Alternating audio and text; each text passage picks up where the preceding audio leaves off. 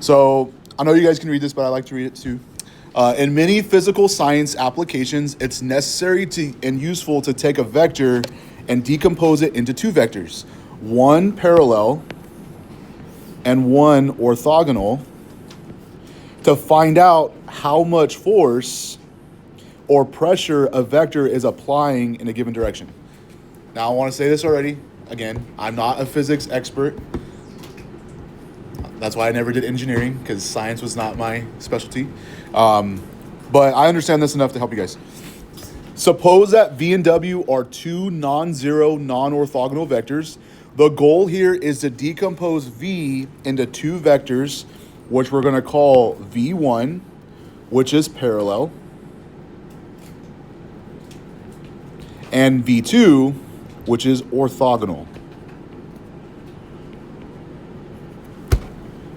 The vector V1 we call the vector projection of V onto W.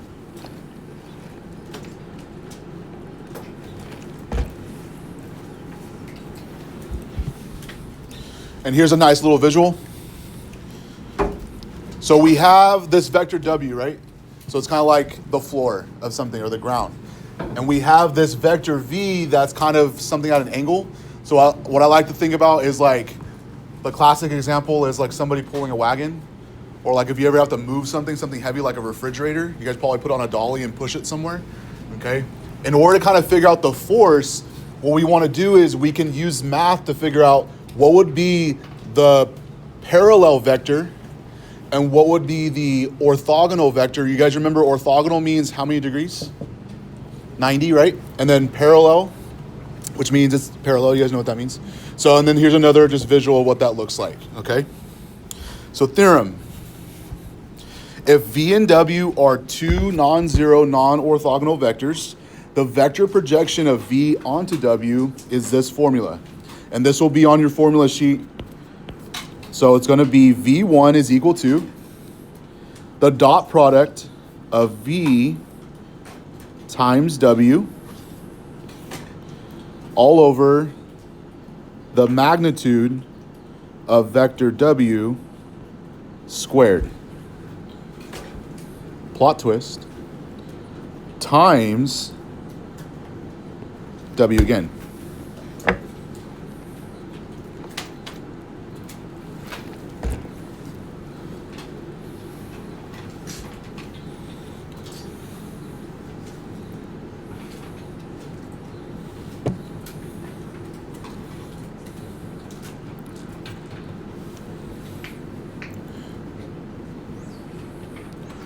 Now, I want to make sure you guys understand this. Remember, we learned yesterday, a dot product always gives us what? A vector? A number, right? What does this represent? Good morning. Magnitude, which is also is it a vector? It's going to give us what? A number, right? So this is a number over a number.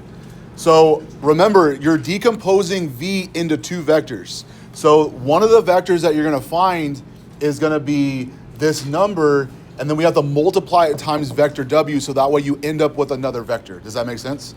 Okay, so your final answer for this should be two vectors. One is V1. So I'm going to cheat right now and copy and paste this, but I want you guys to write it again. So V1 is this. But V2 is going to be the orthogonal vector. So highlight this. V1 is parallel and V2 is orthogonal. To figure out what V2 is, it's very easy. All you do is take vector V you found, or you're given, and you're going to subtract vector 1 that you just found.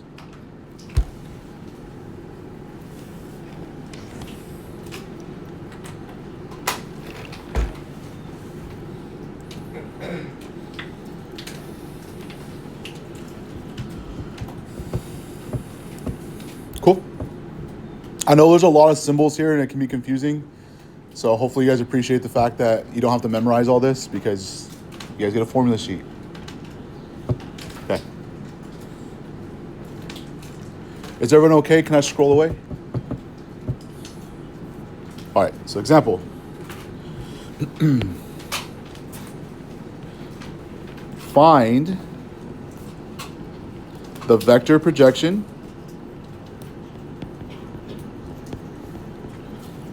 of vector v, which is going to be equal to I plus 3j. Oops, I don't know why I wrote it like that. Onto vector w, which is going to be equal to I plus j.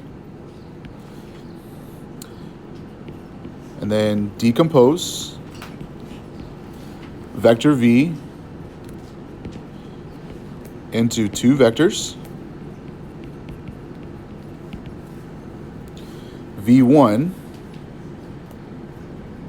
which is going to be parallel to w,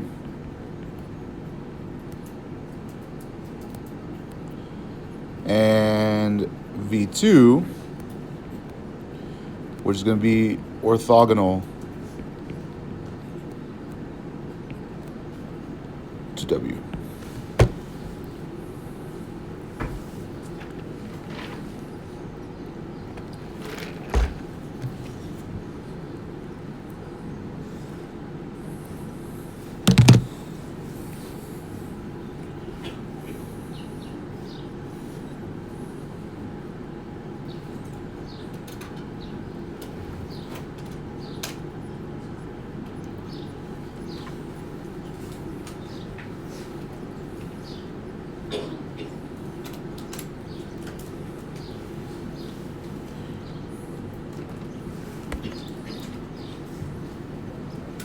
Carlos, if you guys want, you guys can go outside and talk. That way you guys can go be quiet. If you guys want to study outside, you guys can talk to each other, that's fine. Okay, so formula. So this is just comes from your notes. Define vector 1, and remember that is the one that's what? Going to be what to w? Parallel, right? So it's going to be the dot product of v dot w all over the magnitude of w squared times vector w.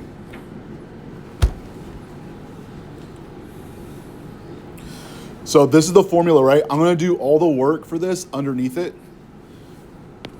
So the first thing we want to find is what's the dot product. So if you guys were gone yesterday, dot product is pretty easy. Every vector is given to you as two components. So what you do is you take the components of each vector and you times them by each other. So the first component of v is 1 because it's 1i. So it's going to be 1 times the first component of w is also 1 plus the second component of v is 3 times the second component of w is 1. So this is just 4.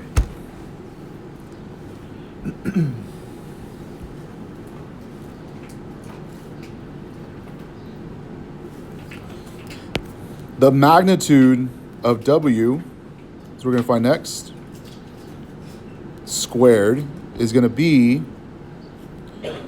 the square root of the magnitude of w, so it's just going to be 1 squared plus 1 squared, and then all of that squared.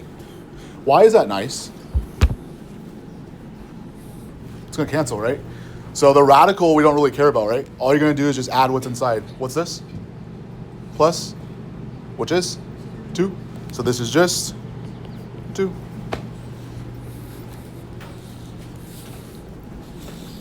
I like this math. Let's do more of this.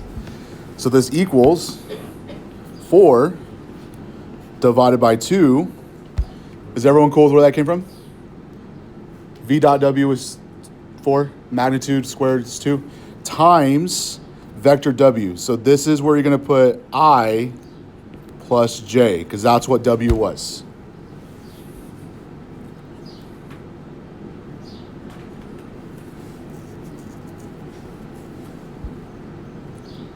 Okay, is everyone cool with that?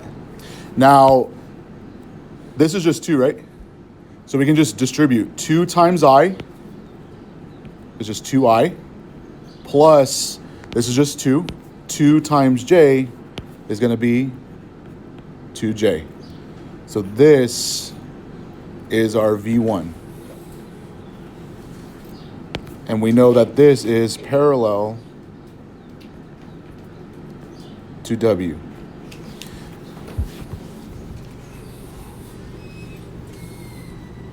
This seems like a long time ago. Yesterday seems like a long time ago. I don't know why. We talked about how to figure out something's parallel yesterday, right? So I'm seeing some nods. Good. How can I get from here to here? What could I do to this to get to here? Multiply by 2. So if one of them is a multiple of the other one, that's how you know it's parallel. So does that make sense? That's how you can check. Sometimes it's going to be ugly, but you could still, if you multiply by the same ugly number to both components, it's going to be an ugly vector, but it's still parallel. Okay? All right. Orthogonal. Our notes say to find the orthogonal vector, all you do, and we like this, all it is vector V minus vector V1 you just found. So vector V was I plus 3J minus the vector we just found, which was 2I plus 2J. And you can just think about this as just combining like terms. I minus 2J is just, I minus 2I is just negative I. 3J minus 2J is just positive 1J. So this right here, remember, is supposed to be orthogonal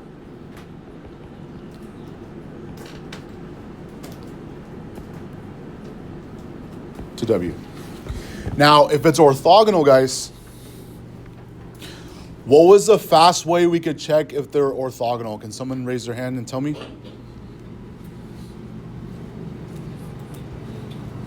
Someone raise your hand. You know?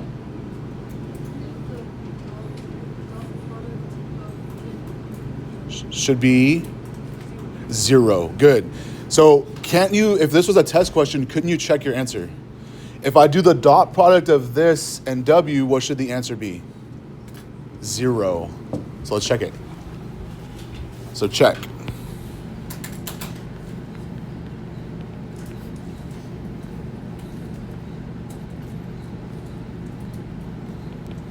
So W was right here, 1I plus 1J. So it's going to be negative 1 times 1 plus 1 times 1. Bless you. I like this math. Negative 1 times 1 is negative 1 plus 1 times 1 is 1. If I add those together, I get 0. Now, do you have to do this step on a test? Should you? If you have time, yeah, I would, definitely. Absolutely.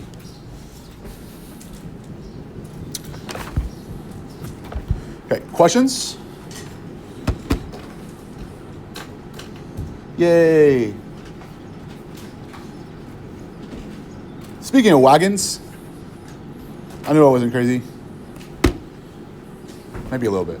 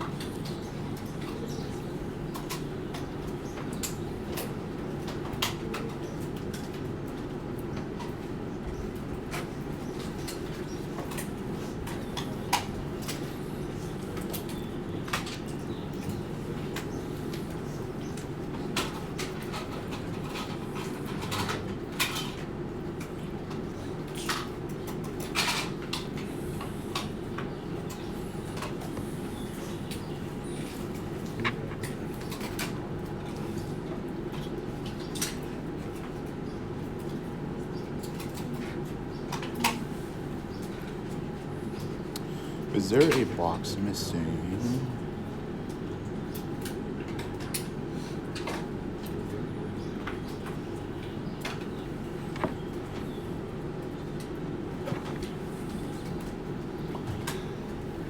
Okay.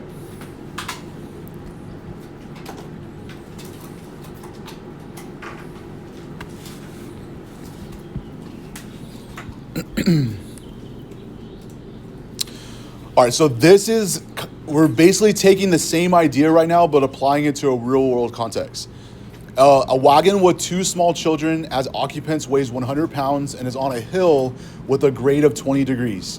What is the magnitude of the force that is required to keep the wagon from rolling down the hill?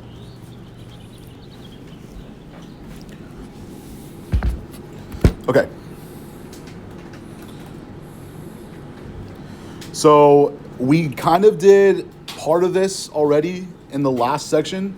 Do you guys remember the last example we did in 5.3 had to do with, or 5.4? There was like cosines and sines with vectors. You're taking that and combining it with what you guys just learned. So the first thing I want you guys to think about is the wagon's right here. The weight of the children, you guys agree, is like pressing down with gravity, pressing down on the wagon. So this vector right here is pointing downwards, and it represents the weight that the children are pushing down into the wagon by just sitting in the wagon. So this vector we're going to call FG. Now, when we talk about I's and J's, which direction are the I's? Left and right or up and down?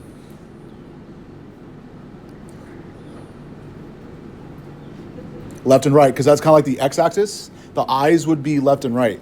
So if you're pointing straight downwards, is that going anywhere, left and right? So what I could do is think about that as like 0I. Then the weight of the kids, apparently we're ignoring the weight of the wagon in this problem because of the solution. You're just talking about the weight of the kids. So since it's going downwards, it'd be negative 100J.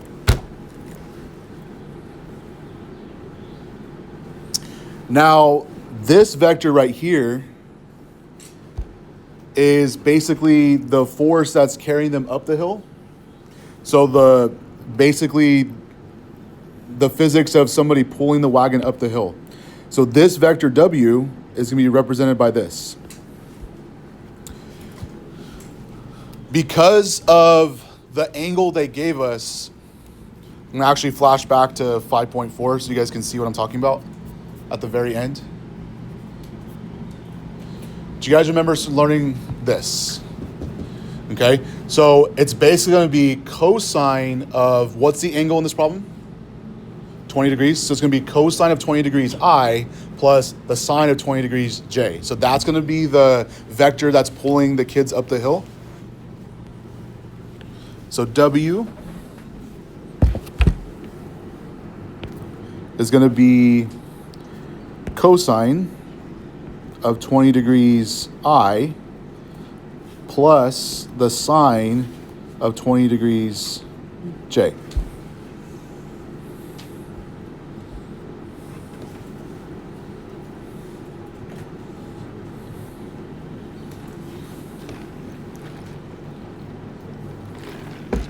Now,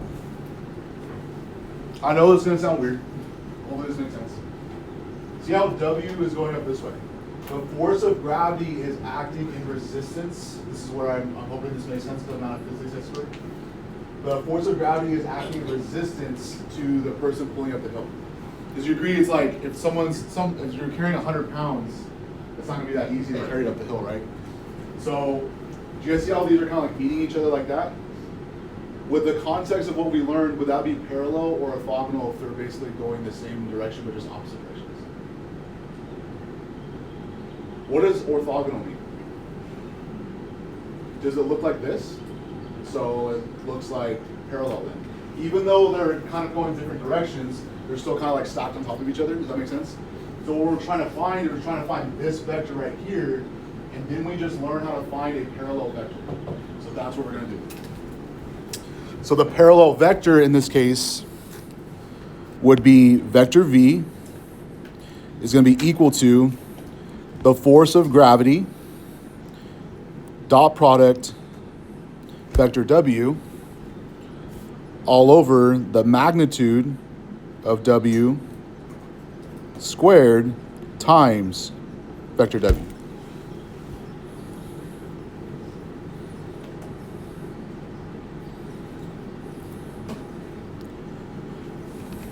So what was the force of gravity?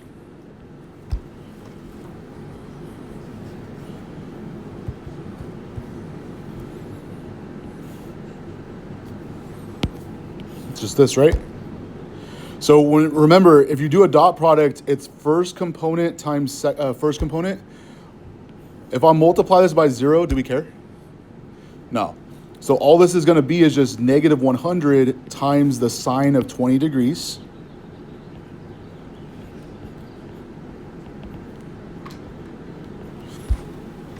All over the magnitude of W.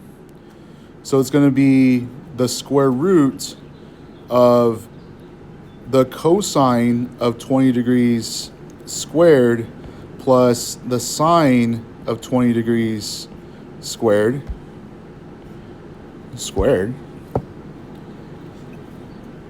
Dot product,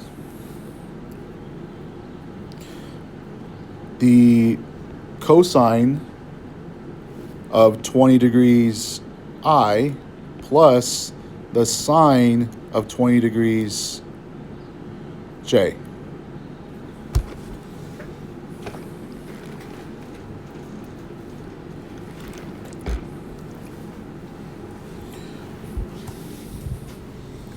All right, you guys want to see something cool?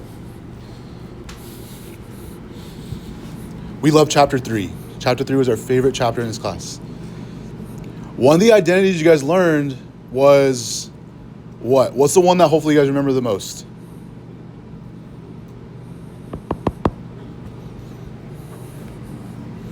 Yeah, thank you. Sine squared. Sine squared plus cosine squared of the same angle equals 1. So even though this is 20 degrees, what's this? 1. This is 1. What's the square root of 1? 1. What's 1 squared? 1. So do we care about this denominator? No. So here's the cool part. The problem asks us for just the magnitude. The magnitude of this is just going to be whatever this number is. This would give us the vector if we're trying to find the vector, but we're really just caring about the magnitude of this. So this is just 1. Ask your calculator what this is. What is negative 100 times the sine of 20 degrees?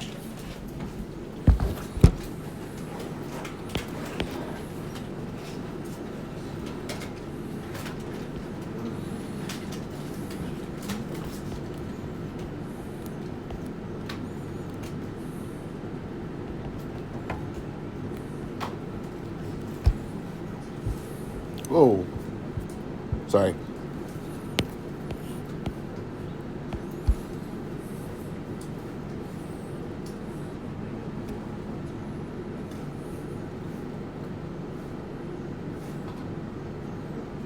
What'd you get?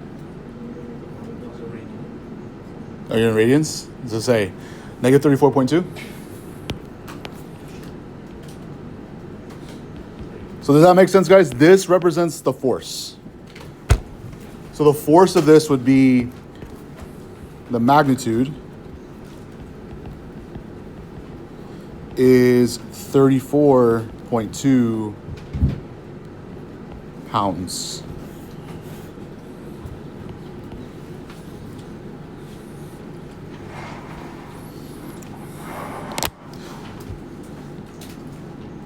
What happened? Oh, it's fine. Oh, thank you. You ready? Can I have you guys just spread out the So,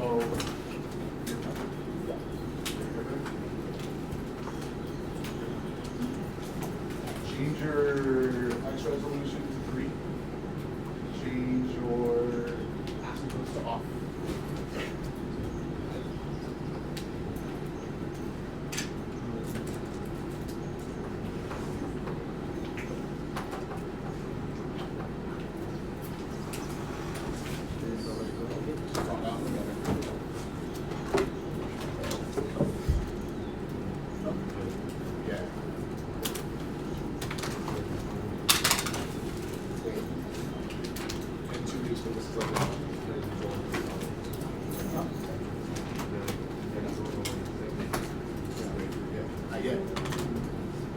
Okay, so right now, what's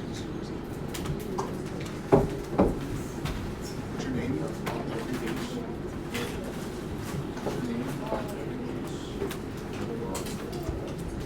What's your name on every page? I'll give you guys 30 minutes for these two questions, and then we'll do the other one after you guys are done. Okay, so try to finish by 9:31.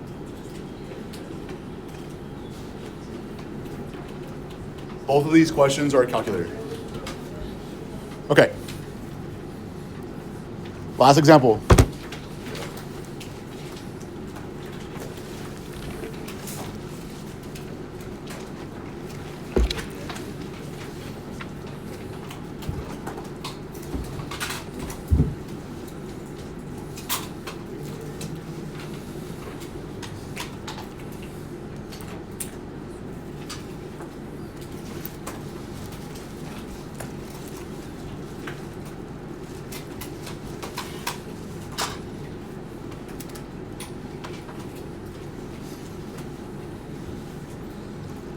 So this one should be a little bit more straightforward than the one we just did.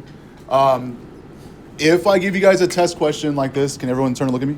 If I give you guys a test question on something like this, it would be something like this problem. Because this one's a little bit more straightforward. In elementary physics, the work, capital W, done by a constant force F in moving an object from point A to point B is defined as this. W is equal to the magnitude of the force times the distance.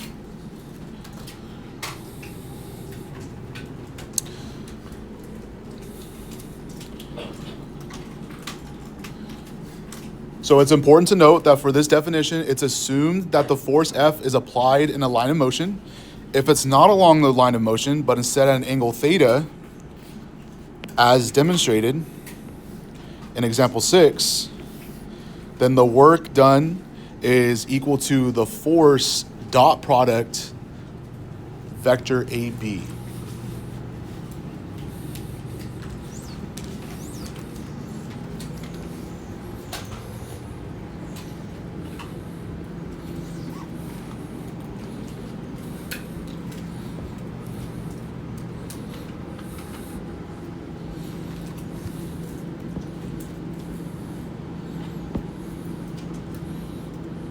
All right, you guys good? All right, last problem. That's awkward. Oh yeah, that's right. That's the right picture. Just kidding. I was like, did I put the wrong picture? I need to go home.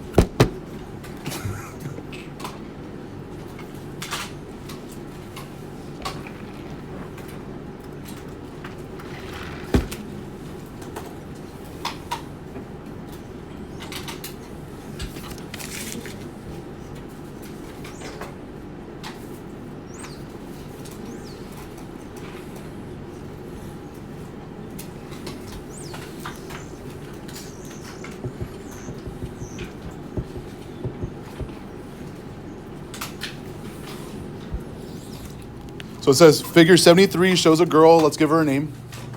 What's her name going to be? What? Sally Joe. Sally Joe is pulling a wagon with a force of 50 pounds. How much work is done in moving the wagon 100 feet if the handle makes an angle of 30 degrees with the ground?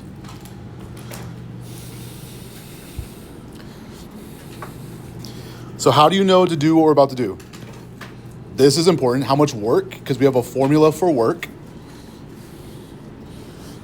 The distance is important. And then conveniently, don't we know some nice trig values for 30 degrees? So shout out to Sally Joe for making this problem easy. So I want to draw a little diagram for you guys so you guys can understand what's happening.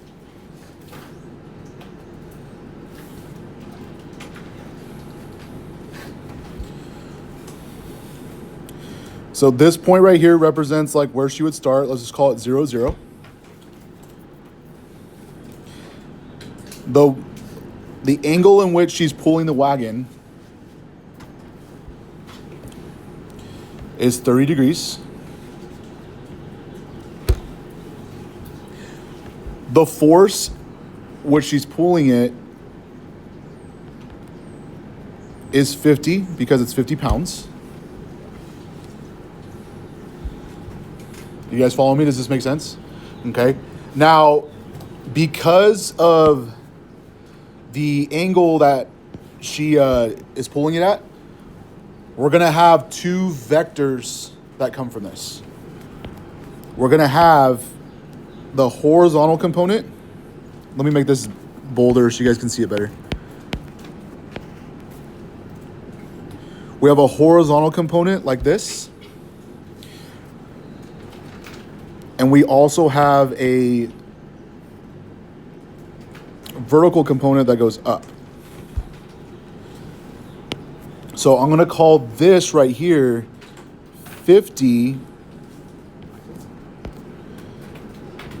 times the cosine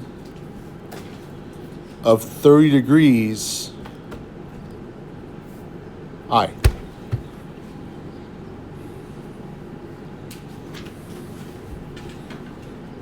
Does that make sense? And then this is going to be what?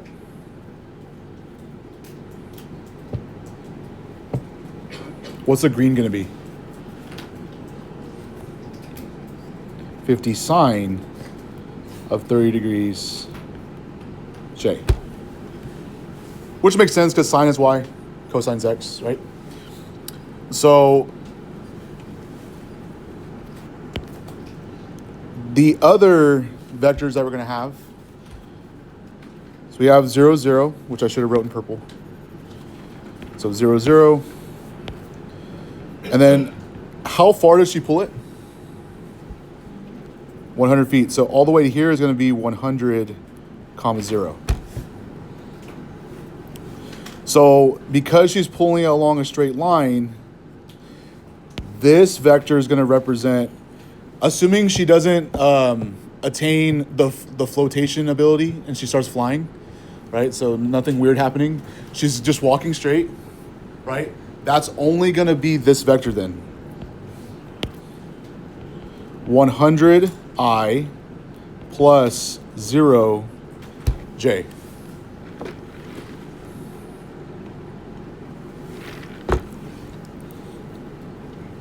So our formula tells us that work can be calculated by force dot product vector AB.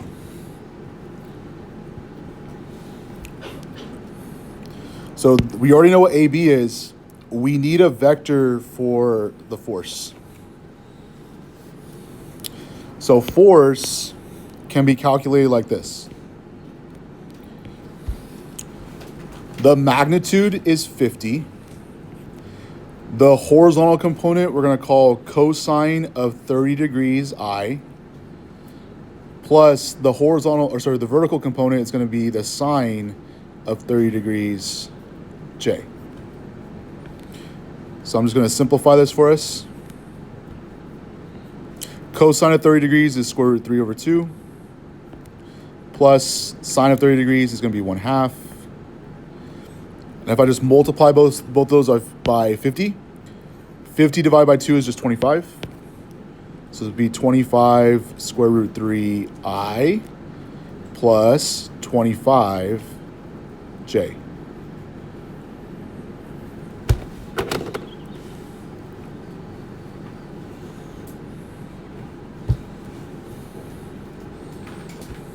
Okay, so now we can compute the work.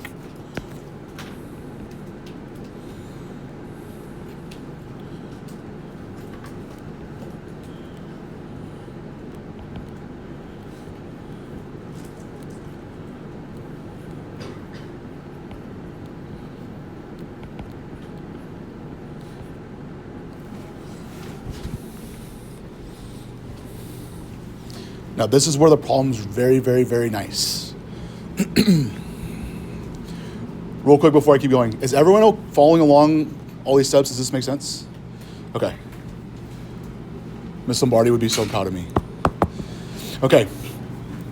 If I want to do this step right here, a dot product, remember, means multiply the i's plus multiply the j's. What's nice about this problem?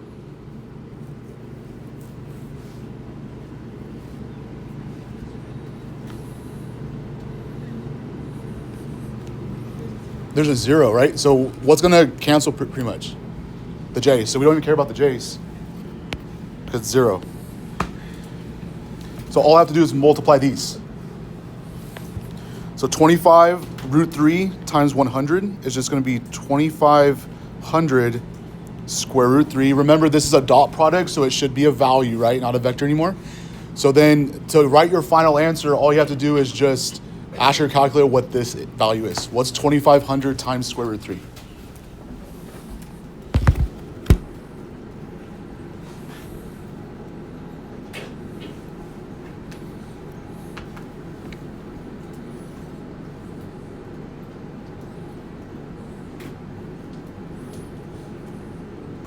What do we get?